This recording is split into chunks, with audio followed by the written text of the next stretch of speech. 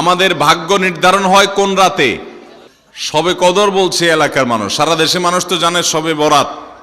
আমাদের ভাগ্য নির্ধারণ হয় শবে বরাতে না শবে কদরে? মাশাআল্লাহ, এলাকা মানুষটা সঠিকটা জানেন, বোঝা গেল।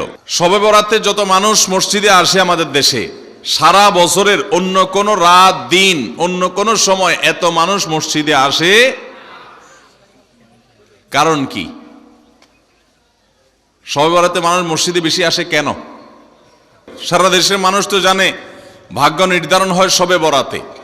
ভাইরা আমার, কোরআনে হাকিমে সূরা দুখানের 3 এবং 4 নম্বর আয়াত যদি আপনি দেখেন, আল্লাহ রাব্বুল আলামিন ইরশাদ করেছেন, ইন্না আনজালনাহু ফি লাইলাতিন মুবারাকাহ ইন্না কুন্না মুনজিলিন ফিহা ইউফরাকু কুল্লু আমরিন হাকিম। আল্লাহ বলেছেন, আমি নিশ্চয় কোরআনকে নাজিল করেছি, অবতীর্ণ করেছি একটি বরকতময় রাতে। কোন রাতে বরকত নাজিল করেছেন আল্লাহ তাআলা? বরকতময় রাতে কোরআন নাজিল করেছেন আল্লাহ বলেছেন। আর এই বরকতময় রাতটা কোন রাত যে রাতে কোরআন নাজিল হয়েছিল? শবে কদর। কোনো সন্দেহ আছে? কারণ কোরআনের আরেক আয়াত বলছে, ইন্না আনজালনাহু ফি লাইলাতিল কদর, আমি কোরআনকে নাজিল করেছি যে রাতে, সেটা হলো লাইলাতুল কদরে। তাহলে লাইলাতুল কদরে আল্লাহ কোরআন নাজিল করেছেন। আর সূরা দুখানে বলেছেন, আমি একটি বরকতময় রাতে কোরআন নাজিল করেছি।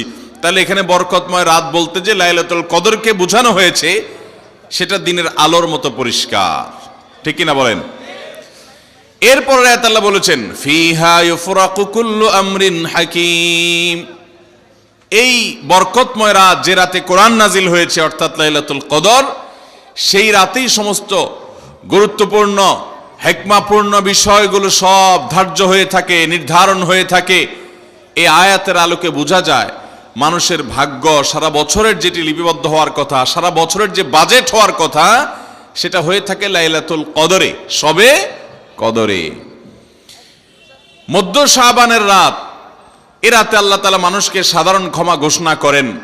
যাদের মনে হিংসা নাই, যাদের মনে মানুষের প্রতি বিদ্বেষ শত্রুতা নাই, এবং যারা শিরকে লিপ্ত না, এই মানুষগুলো ছাড়া বাকি মানুষগুলোকে মধ্য শাবানের রাত, যেটাকে আমরা শবে বরাত বলি, হাদিসের ভাষ্য শবে বরাত নয়, হাদিসের ভাষ্য হলো লাইলাতুন নিসফি মিন শাবান, সেই রাতে আল্লাহ রাব্বুল আলামিন বান্দাকে সাধারণ ক্ষমা ঘোষণা করেন।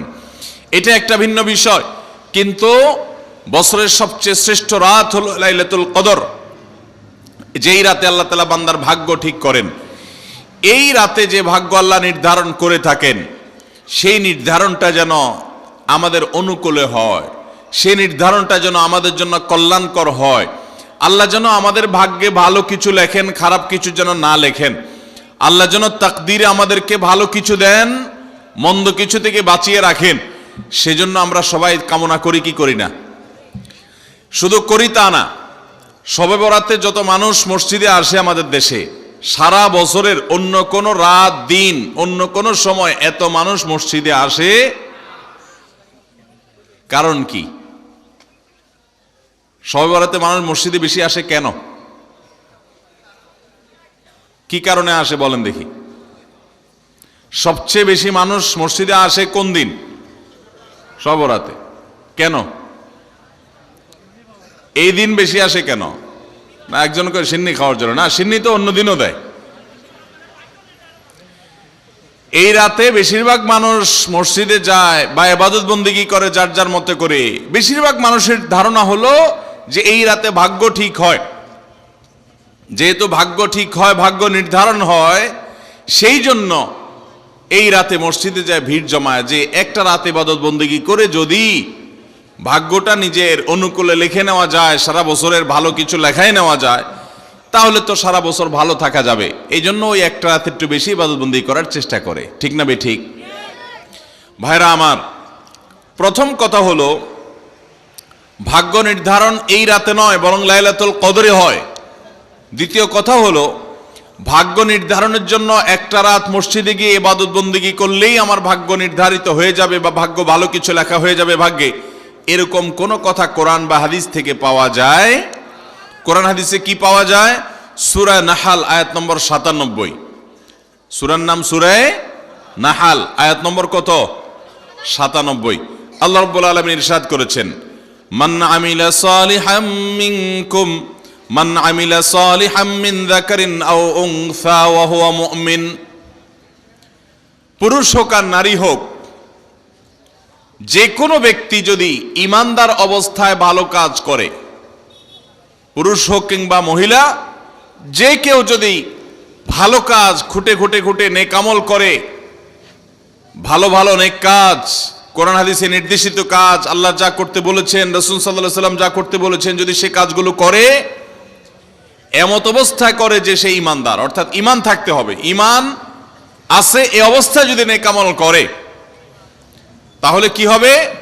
আল্লাহ বলেছেন ফালানুহাইয়ান্নাহু হায়াতান তাইয়্যিবাহ, তাহলে সেই পুরুষ সে নারীকে আমি পবিত্র জীবন দান করব। কি জীবন দান করবেন বলছেন আল্লাহ? পবিত্র জীবন দান করবেন। এই পবিত্র জীবনে মানুষ সুখী থাকবে, এই পবিত্র জীবনে মানুষ সমৃদ্ধ থাকবে, এই পবিত্র জীবনে মানুষ ভালো থাকবে, নেক থাকবে। ওয়ালানাজজিয়ান্নাহুম আজরাহুম বিআহসানি মা কানু ইয়ামালুন। এবং এই ঈমানদার নারী পুরুষরা যদি নেক আমল করে, ভালো কাজ করে যদি সব সময়, তাহলে সেক্ষেত্রে আল্লাহ বলেছেন তারা যে ভালো কাজ করেছে ওইটার সবচেয়ে উত্তম বিনিময় আমি তাদেরকে দান করব। তাহলে এই আয়াত থেকে প্রমাণ হয়, যদি কেউ ঈমান আনার পর নেকামল করতে থাকে, নেকামল করতে থাকে, একদিনের নেকামল নয়, এক রাতের নেকামল নয়, সারা বছর জুড়ে সারা জীবন ধরে ভালো কাজ করার চেষ্টা যদি কেউ করে, আল্লাহ তাআলা তাকে পবিত্র জীবন দিবেন, সৌভাগ্যবান মানুষের জীবন দিবেন, সুখী মানুষের জীবন দিবেন। এখান থেকে বোঝা যায় কি ভাগ্য নির্ধারণের জন্য এক রাত আমল করতে হবে নাকি সারা বছর? সূরা আরাফ আয়াত নম্বর 96। সূরা আরাফ আয়াত নম্বর কত? 96। আল্লাহ বলেছেন ওয়ালাউ আন্না আহলাল কুরা আমানু ওয়াত্তাকাউ, যদি কোন জনপদের লোকেরা ঈমান আনে আর তাকওয়া অবলম্বন করে। তাকওয়া কি? তাকওয়া হলো আল্লাহর ভয়ে সে আল্লাহর নির্দেশগুলো মানে আর হারামগুলো বর্জন করে। এরকম যদি কেউ করে, লাফাতাহনা আলাইহিম বারাকাতিম মিনাস সামাই ওয়াল আরদ, আল্লাহ বলেছেন তাহলে ওই ব্যক্তিকে আসমান এবং জমিন থেকে সমস্ত বরকত সমূহের দুয়ার সবগুলো তার জন্য খুলে দেওয়া হবে। তাহলে বোঝা গেল মানুষের জীবনে বরকত নাজিল হবে, মানুষ সুখে থাকবে, ভালো কিছু তার তাকদিরে লেখা হবে। তখন যখন বান্দা নেকামল করে, যখন বান্দা গুনাহ থেকে বাঁচে, তাকওয়া অবলম্বন করে, তখন তার ওই এক রাত্রে গিয়ে আলাদা কিছু দোয়া বা বিশেষ পদ্ধতির কোনো জিকির আজকার এটার প্রয়োজন হয় না, বরং সে সারা বছর জুড়ে আল্লাহ তাআলা তার নসিবে ভালো কিছু লেখেন যদি সে বছর জুড়ে সারা জীবন ধরে নেকামল করে গুনাহ থেকে বাঁচে। ভাইরা আমার, আপনাকে আল্লাহ তাআলা কোন কলকারখানার মালিক বানিয়েছে, কোন মিল ইন্ডাস্ট্রি আছে আপনার। ধরুন আপনার বাসায় দুটা মেশিন আছে, সেলাই মেশিন আছে। আপনার যেই মেশিনটা ভালো, এটা দিয়ে আপনার কাজ হয়, প্রোডাকশন হয়, ওই মেশিনটাকে তেল মোবিল আপনি ঠিক মতো দিবেন কি দিবেন না? যেহেতু ওইটা সার্ভিস দেয় আপনাকে, ওখান থেকে আপনার প্রোডাকশন হয়, ভালো কিছু অর্জিত হয়, সেজন্য আপনি অটোমেটিকলি সেটার জন্য বিদ্যুৎ সাপ্লাই দিবেন, গ্যাস লাগলে গ্যাসের সাপ্লাই যে মেশিনের জন্য দরকার সেটা দিবেন, তেল মোবিল যা যা দেওয়া দরকার সেটা দিবেন, নষ্ট হলে সাথে সাথে ওটা ঠিক করাবেন, যা যা দরকার সব ব্যবস্থা আপনি করবেন। কারণ মেশিনটা আপনার প্রোডাক্টিভ, মেশিনটা আপনার প্রোডাকশন দিচ্ছে, এখান থেকে ভালো কিছু পাওয়া যাচ্ছে, সেজন্য আপনি এটা দিবেন। আরেকটা মেশিন যদি হয় যে মেশিন থেকে আপনার কোনো সার্ভিস আপনি পান না, প্রোডাকশন দেয় না, মেশিনটা নষ্ট হয়ে অকেজো হয়ে পড়ে আছে, তাহলে ওই মেশিনে কি আপনি বিদ্যুৎ সাপ্লাই দিবেন? ওখানে কি আপনি অন্য যা দরকার আছে তেল মোবিল নিয়মিত দেওয়া, এগুলো কি আপনি করবেন? করবেন না। হ্যাঁ, ওইটার জন্য মাসে মাসে কিস্তি যদি দেওয়ার দরকার হয়, আগে থেকে কিনা থাকে, তাহলে আপনি কিস্তি পরিশোধ করবেন। অন্য কিছু আগে থেকে করা দরকার আছে সেটা আপনি করবেন। আল্লাহ রাব্বুল আলামিন ঠিক একইভাবে তার যে বান্দারা তার অনুগত থাকে, তাকওয়া অবলম্বন করে, হারাম থেকে বাঁচে, গুনাহ থেকে বাঁচে, ফরজ কাজগুলো করে, আল্লাহ তাআলা তার সেই বান্দাদের জন্য ভালো কিছু তাদের তাকদীরে লিপিবদ্ধ করেন, তাদের জন্য নসিবে ভালো কিছু রাখেন, তাদেরকে সুখের জীবন দান করেন, সৌভাগ্য দান করেন, আল্লাহ তাআলা প্রকৃত প্রশান্তি মনের সেটা দান করেন আল্লাহর ইমানদার এবং নেককার বান্দাদেরকে, আমলে সালেহ কর্মওয়ালা বান্দাদেরকে, মুত্তাকি পরহেজগার বান্দাদেরকে। আর যারা আল্লাহর এই আনুগত্য করে না, যারা আল্লাহ রাব্বুল আলামিনের প্রতি ঈমান আনে না, যারা নেক আমল করে না, যারা তাকওয়া অবলম্বন করে না, এই মানুষগুলো তাদেরকে আল্লাহ তাআলা ওই দুনিয়াতে বেঁচে থাকার জন্য, দুনিয়া সিজনুল মুমিন ওয়া জান্নাতুল কাফির হাদিসে আসছে, দুনিয়া হলো ইমানদারের জন্য জেলখানা আর কাফিরের জন্য, ইমানদারের জন্য হলো জেলখানা আর কাফিরের জন্য জান্নাতের মতো যা খুশি করতে পারে। আল্লাহ তাআলা তাকে কিছু রিজিক দিয়ে বাঁচায় রাখেন, কিন্তু এই রিজিকের কোনো মূল্য আল্লাহর কাছে নাই। নবী করিম সাল্লাল্লাহু আলাইহি সাল্লাম বলেছেন, যদি দুনিয়া এবং দুনিয়ার মধ্যে যা কিছু আছে এগুলো যদি মাছির ডানার মতো মূল্য রাখতো, তো আল্লাহ তাআলা দুনিয়াতে আল্লাহর প্রতি অবিশ্বাসী কাউকে এক ঢোক পানিও পান করতে দিতেন না।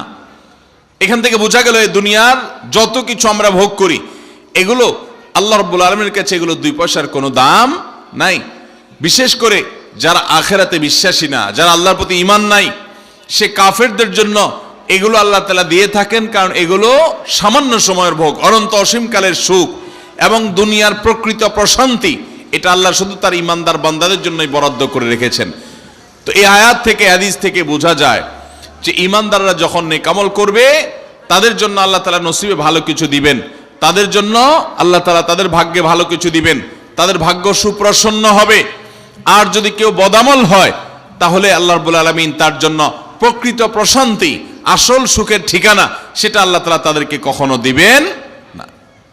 মুহতারাম হাজরিন, অতএব আমরা যদি চাই আমাদের ভাগ্যে ভালো কিছু লেখা হোক, তাহলে প্রথম কাজ করতে হবে, আমাদেরকে নেক আমল করতে হবে। ঈমান আনার পর কি করতে হবে? নেক আমল করতে হবে। আল্লাহ আমাদের সবাইকে সে তৌফিক দান করুন। ঈমান আনার পর ভালো কাজ করতে হবে, নেক আমল করতে হবে। আমরা যদি ঈমান আনার পর নেক আমল করি, ভালো কাজে লিপ্ত হই, তাকওয়া চর্চা করি, তাহলে আল্লাহ রাব্বুল আলামিন আমাদের ভাগ্যে ভালো কিছু রাখবেন।